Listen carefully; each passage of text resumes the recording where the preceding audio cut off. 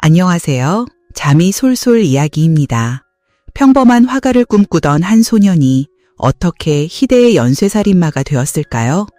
오늘 우리는 그의 불행했던 어린 시절부터 시작해 사회에 대한 깊은 분노가 어떻게 끔찍한 범죄로 이어졌는지 그 충격적인 여정을 따라가 보려 합니다. 이야기 속에 상상도 못할 반전들이 숨어 있으니 부디 끝까지 함께 해주시길 바랍니다. 동춘은 1970년 4월 18일 한국의 고양시에서 태어났습니다. 그의 부모님은 모두 막노동으로 생계를 꾸려나갔고 가족은 늘 지독한 가난에 시달렸죠. 아버지는 알코올과 도박에 중독된 사람이었고 아내와 아이들에게 폭력을 일삼는 사람이었습니다. 그는 전쟁에 참전했던 군인으로 전쟁이 끝난 후 큰 보상금을 받았지만 그 돈 전부를 도박판에서 탕진해버렸습니다. 동춘이 8살이 되던 해 부모님은 별거에 들어갔고 결국 어머니는 동춘과 그의 두 동생을 외할머니에게 맡긴 채 다른 남자와 재혼해 떠나버렸습니다. 얼마 후 아버지가 동생들을 자신의 새 가정으로 데려갔지만 그곳에서의 삶도 지옥이기는 마찬가지였습니다. 계모는 동춘의 형제들을 전혀 사랑하지 않았고 그들에게 잦은 폭언과 폭행을 가했습니다. 새 가정 역시 이전처럼 가난했고 빚더미에 올라앉아 있었죠. 그들은 서울 마포구의 한 가난한 노동자들이 모여 사는 달동네에서 비참하게 살았습니다. 가난한 가정 환경과 내성적인 성격 때문에 동춘은 학창시절 내내 심한 따돌림을 당했습니다. 절망적이고 힘든 순간마다 동춘은 그림을 그리며 위안을 찾았습니다. 그는 예술에 재능이 있었고 전문 화가가 되는 것을 늘 꿈꿨죠. 동춘은 안양예술고등학교에 진학하고 싶었지만 비싼 학비를 감당할 형편이 되지 않아 결국 꿈을 포기해야만 했습니다. 1985년 아버지가 교통사고로 갑자기 세상을 떠나면서 가족의 경제 상황은 더욱 악화되었습니다. 가난 속에서 자라며 끊임없이 괴롭힘을 당하고 유일한 꿈마저 포기해야 했던 동춘은 이 사회에서는 돈이 전부라는 것을 뼈저리게 깨닫게 됩니다. 오랜 시간 쌓여온 슬픔과 고통은 점차 분노로 변했고 부유한 사람들에 대한 무한한 증오심으로 자라났습니다.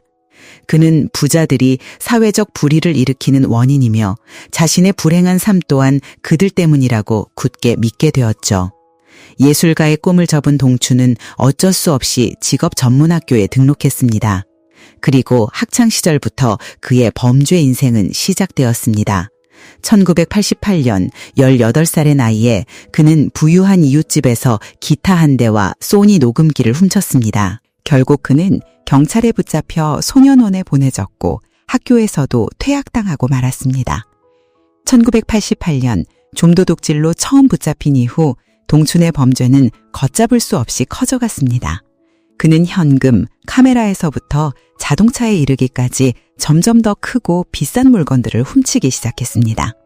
1991년 동춘은 마사지사로 일하던 황모 씨를 만나 연애를 시작했고 두 사람은 곧 결혼하여 아들까지 낳았습니다. 하지만 1994년 6월 23일 동춘은 자신이 살던 집의 주인에게서 카메라와 미화 500달러를 훔쳤고 결국 체포되어 10개월의 징역형을 선고받았습니다.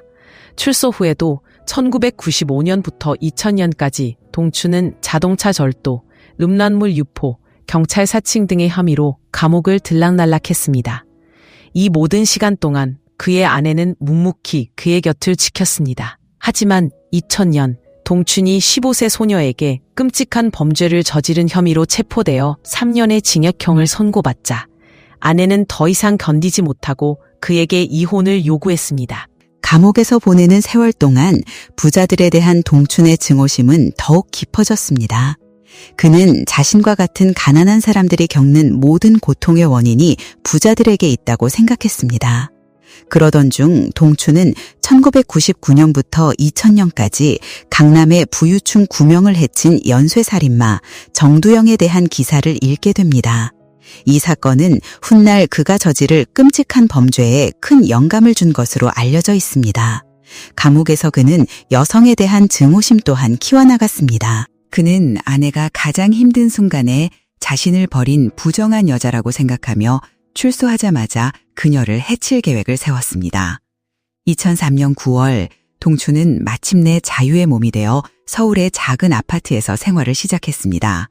그의 전화내는 그가 자신을 해칠 의도를 가지고 있다는 사실을 꿈에도 모른 채 아들을 만나게 해주었죠. 그리고 그는 자신의 전아내와 전 장모의 목숨을 무참히 앗아갔습니다. 퇴근 후 집에 돌아온 전아내의 남편은 이 끔찍한 광경을 목격하고 가족을 지키지 못했다는 깊은 죄책감과 슬픔에 평생을 시달려야 했습니다. 그로부터 일주일도 채 지나지 않은 2003년 10월 16일 강남구 삼성동에 살던 한 부유한 사업가의 아내 유준희 씨가 집에서 홀로 있다가 비슷한 방식으로 비극적인 죽음을 맞이했습니다.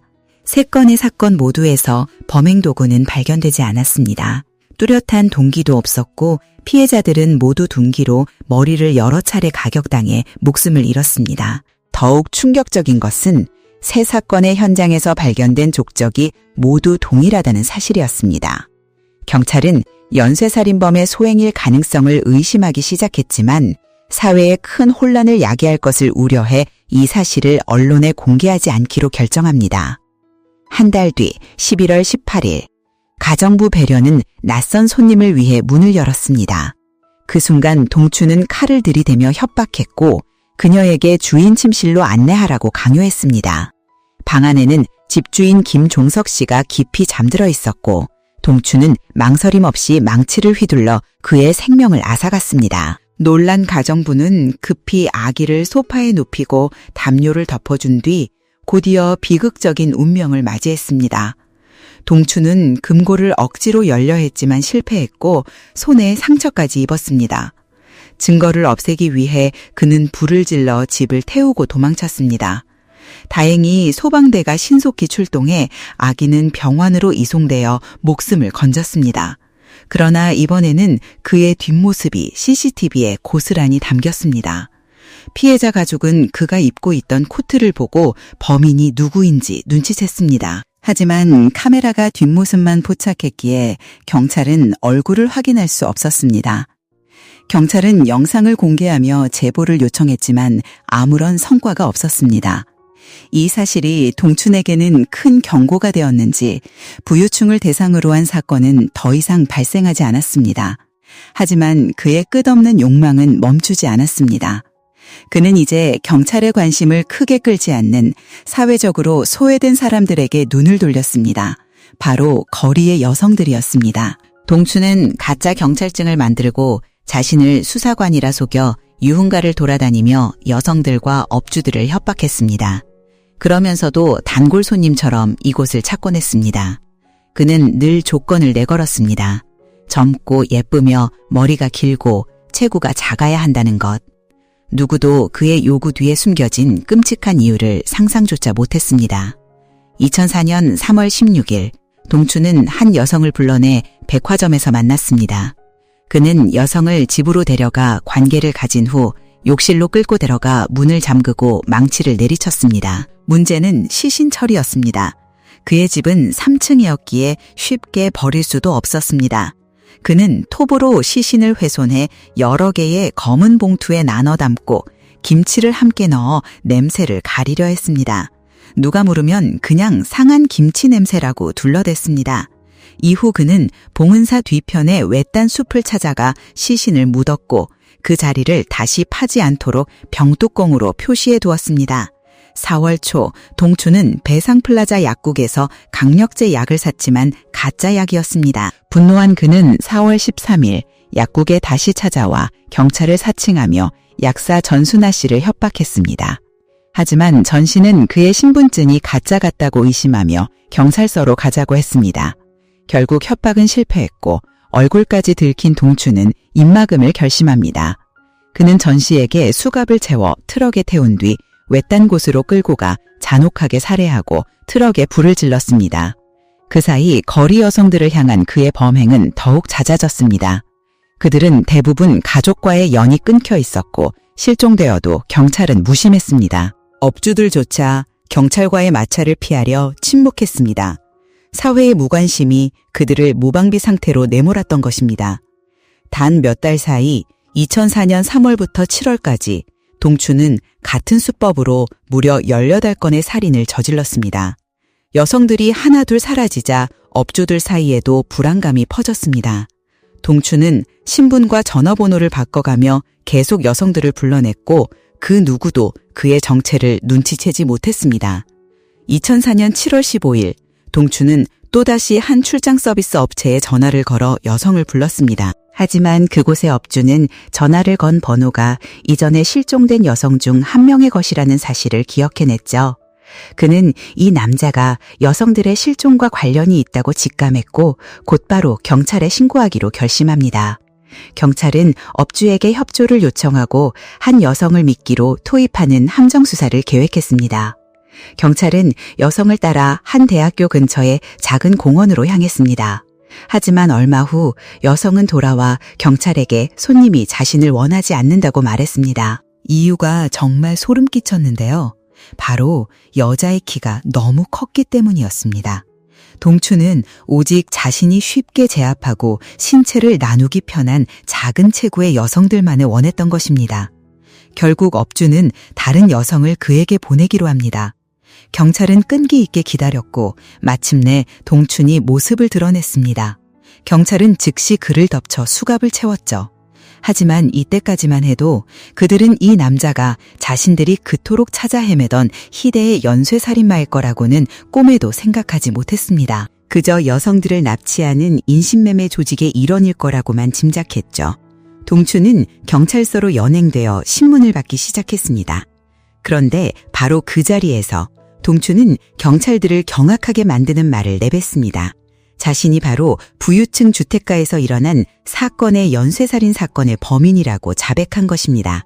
그럼에도 불구하고 경찰은 그의 말을 완전히 믿지 않았고 그저 정신 나간 남자의 헛소리라고 치부해버렸습니다. 동춘은 A4 용지 한 장을 달라고 하더니 무언가 덧셈을 하기 시작했습니다. 그가 계산해낸 숫자는 26. 그리고는 경찰에게 이것이 자신이 해친 사람들의 총 숫자라고 말했습니다. 이어서 동추는 자신의 어머니를 만나게 해달라고 요구했습니다.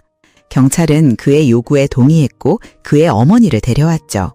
어머니를 마주한 동추는 자신이 아주 많은 사람들을 해쳤고 그래서 지금 붙잡혀온 것이라고 담담히 털어놓았습니다. 이 말을 들은 그의 어머니는 그 자리에서 정신을 잃고 쓰러져 병원으로 실려가야만 했습니다. 그 후 경찰은 그를 고기동으로 데려가 범행이 일어난 집을 지목하라고 요구했습니다. 하지만 이때 동추는 자백하려던 마음이 바뀐 듯했습니다. 그는 일부러 엉뚱한 집을 가리키고 사실과 다른 진술들을 늘어놓기 시작했죠. 그러자 경찰은 또다시 섣부른 판단을 내립니다. 그가 살인범이 아니라 그저 정신 이상자일 뿐이라고 여기며 경계를 늦추고 만 것입니다. 동추는 다시 경찰서로 이송되어 조사를 받게 되었습니다. 그런데 갑자기 그가 간질발작을 일으키는 척 연기를 하며 수갑을 풀어달라고 애원했습니다. 형사들은 곧장 그의 수갑을 풀어주고 의자에 앉혀 쉬게 했죠. 그리고 정말 어처구니 없게도 그 자리에 있던 모든 경찰관들이 동춘을 신문실에 혼자 남겨둔 채 밖으로 나가버렸습니다.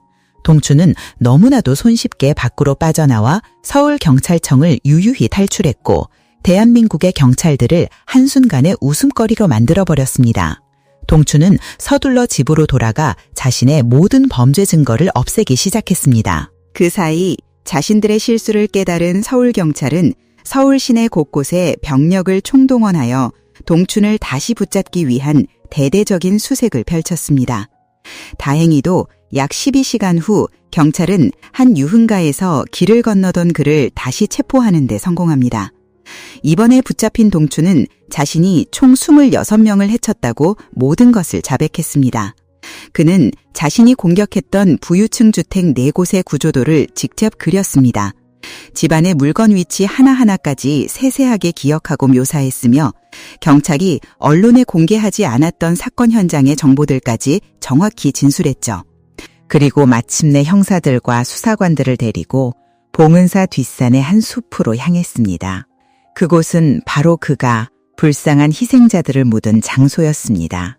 현장에 있던 모든 사람들을 충격과 공포에 빠뜨리며 경찰은 그가 지목한 장소에서 무려 18구의 시신을 발굴했습니다.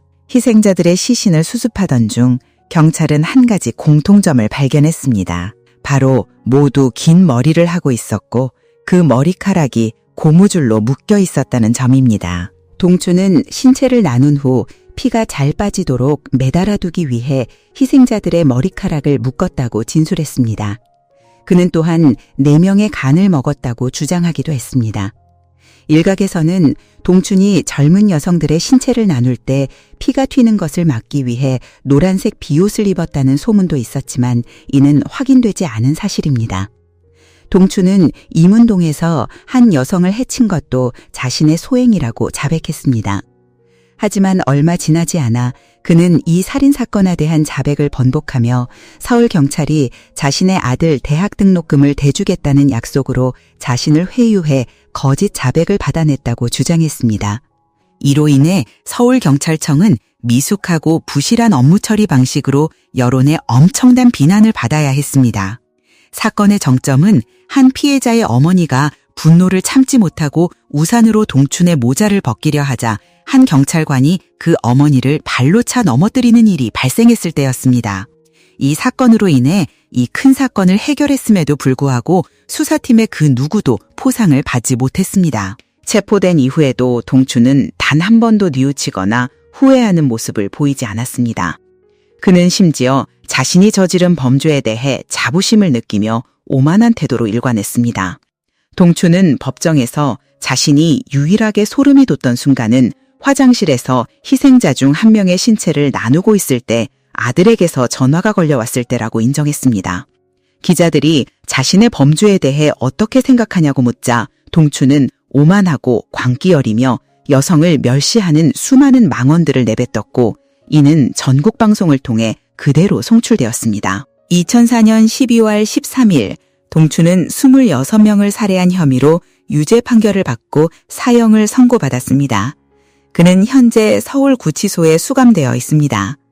오늘 잠이 솔솔 이야기가 들려드린 이야기는 여기까지입니다. 영상이 흥미로우셨다면 좋아요와 구독 그리고 공유 부탁드립니다. 오늘 사건에 대해 여러분은 어떻게 생각하시나요? 댓글로 여러분의 다양한 의견을 남겨주세요. 그럼 저희는 다음 시간에 더욱 미스터리한 이야기로 다시 찾아뵙겠습니다.